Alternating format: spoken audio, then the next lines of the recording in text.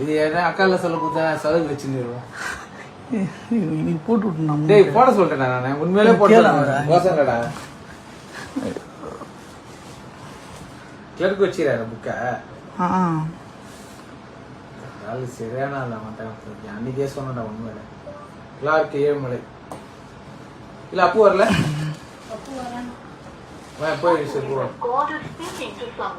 சரி போட சொல்றேண்ணா. 400 வரைக்கும் வேலையை போறான்.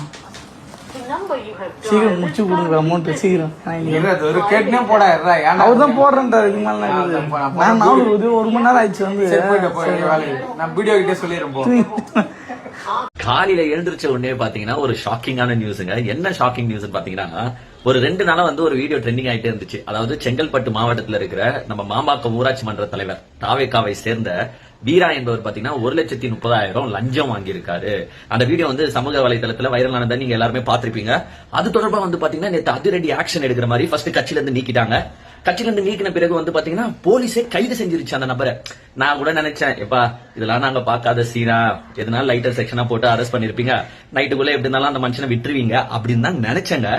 பட் காலையில நியூஸ போட்டு பார்த்த பிறகுதான் எனக்கே தெரியுது, மனுஷனே நேற்று ஜுடிஷியல் மேஜிஸ்ட்ரேட் பாத்தீங்கன்னா ரிமாண்டே பண்ணிட்டு இருக்காரு.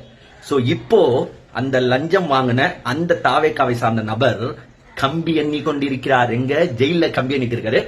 இதை வந்து பாத்தீங்கன்னா உறுதி செய்த நம்முடைய தமிழக அரசுக்கும், குறிப்பாக முதல்வர் சி ஜோசப் விஜய் அவர்களுக்கு நான் என்னுடைய நன்றியை தெரிவிச்சுக்கிறேன். ஏன்னா எங்க லஞ்சம் வாங்குபவர்களை இப்படி தண்டிச்சாதான் மத்தவன் லஞ்சம் வாங்காம இருப்பான். ஏன்னா இப்ப நிர்வாகிகள் மட்டும் லஞ்சம் வாங்குறாங்களா? கிடையாது. அரசு ஊழியர்கள் உட்பட லஞ்சம் வாங்கி கொண்டுதான் இருக்கிறாங்க. அவங்களுக்கு எல்லாம் இனிமேட்டு பயம் வர ஆரம்பிக்கும் அப்படின்றதுல ஒரு எல்லளவும் மாற்றம் இல்ல. கொஞ்சமாச்சும் யோசிக்க ஆரம்பிப்பாங்க, இனிமேட்டு லஞ்சம் வாங்குறதா வேணான்னு. அந்த இதை வந்து எடுத்துட்டு வந்த முதலமைச்சருக்கு நான் வாழ்த்துக்களை தெரிவிச்சுக்கிறேன்.